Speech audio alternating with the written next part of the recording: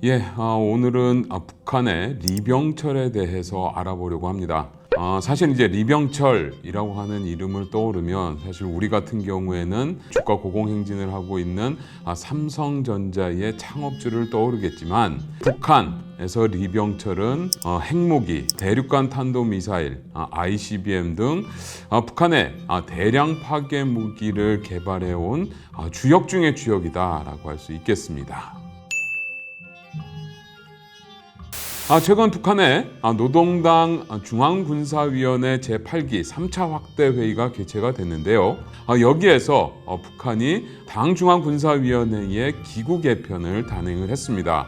그러면서 그동안 위원장 밑에 한 명뿐이었던 부위원장을 2명으로 늘렸습니다. 결국 김정은 밑에 박정천과 리병철로 이어지는 라인업이 구축이 됐다라고 볼 수 있겠습니다.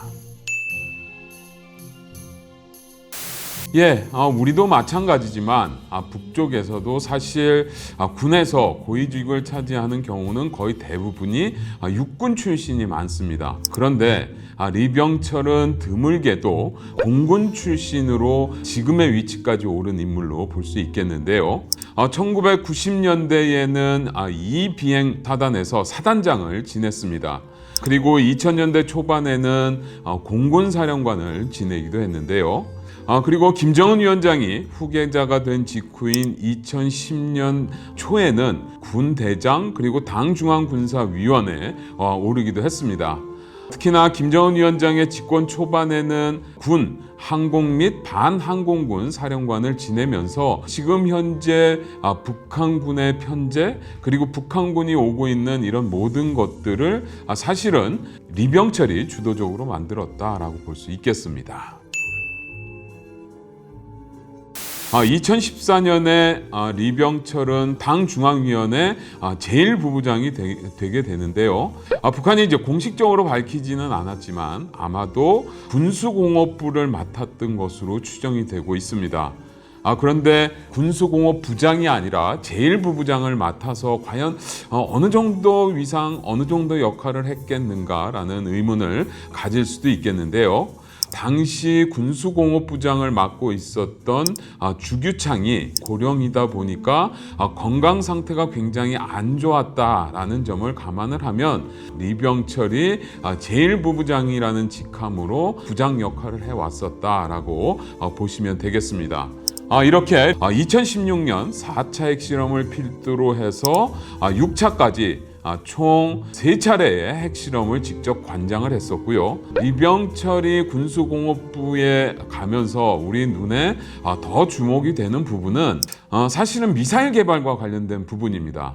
북한에서는 미사일과 관련된 모든 전략과 관련된 업무를 공군이 담당을 하고 있고, 그러다 보니까 리병철이 이쪽 분야에서는 굉장히 해박한 지식을 가지고 있다라고 볼 수 있겠습니다.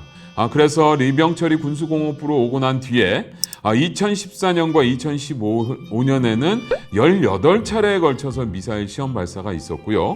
2016년에는 21차례, 그리고 2017년에는 24차례의 미사일 발사가 있었습니다. 특히나 2017년 12월에는 김정은 위원장이 직접 나서서 국가 핵무력 완성을 선언을 했습니다. 결국 이러한 모든 사업들을 주도적으로 이끌었던 것이 리병철이라고 볼 수 있겠고, 이런 공로를 인정받으면서 2020년에 당중앙군사위원회 부위원장, 그리고 북한인민군의 원수, 그리고 당 정치국 상무위원이라고 하는 넘버 5 안에 드는 높은 자리까지 오르게 됩니다. 2021년 7월에 북한에서 노동당 전원회의가 개최가 됐습니다. 그런데 이 회의에서 비상방역에 대한 당의 중요 결정, 집행에 대해서 태공, 그러니까 적극적으로 결정을 수행하지 않았다라는 이유로 문책을 받으면서 모든 공직에서 해임이 됐었습니다. 당시 북한이 코로나19 방역에 힘을 쏟으면서 의주 비행장에 중국에서 반입되는 물자를 야적하는 시설을 군 주도로 조성 중이었던 것으로 알려지고 있는데요. 이 사업을 리병철이 주도적으로 하는 과정에서 문제가 생겼을 가능성이 일단 있다라고 볼 수 있을 것 같고, 또 당시 북한이 코로나19로 인한 폐쇄 조치로 인해서 북한 주민들이 굉장히 어려운 생활이 이어지니까 군량미를 풀어서 주민들에게 공급을 해라라고 김정은 위원장이 직접 지시를 했었는데, 이런 것들이 원활하게 이루어지지 못하면서 리병철에 대해서 책임을 물었을 가능성도 굉장히 크다라고 볼 수 있겠습니다. 작년 7월에 열렸었던 당 전원회의에서 문책을 당한 이후에 한 10개월 정도 근신 기간을 가졌습니다. 그러고 나서 올해 4월에 북한군 창건 90주년 열병식이 있었는데, 이 열병식을 계기로 해서 전격적으로 공식석상의 모습을 드러내고 있습니다.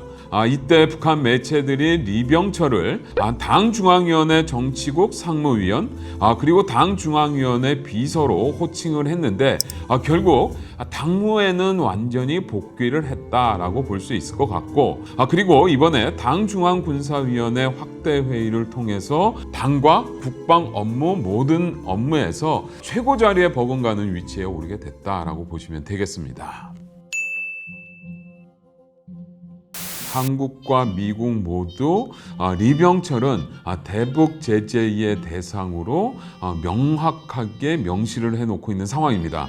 일단 2017년 미국 재무부의 해외자산통제국은 리병철을 특별 지정 제재 대상 명단에 올려놓은 상황이고요. 또한 2018년에는 유럽연합, 그러니까 EU가 대북 제재 명단에 리병철의 이름을 추가하기도 했습니다. 그런데 한국, 미국, EU 이런 모든 곳에서 제재 대상으로 명시가 되어 있는 상황이기는 한데, 사실 리병철이 해외에 나다닐 가능성은 거의 없고, 미국이나 EU나 아니면 한국에 자산을 가지고 있을 가능성도 거의 없습니다. 그러한 측면에서 보면 리병철이 이렇게 정치적 상징적인 조치로 제재 명단에 이름을 올리고는 있지만, 이런 국제사회의 제재가 실효성 있는 조치로 이어지기는 좀 어렵지 않을까라는 생각을 해볼 수 있겠습니다. 자, 오늘의 썰구장은 여기까지.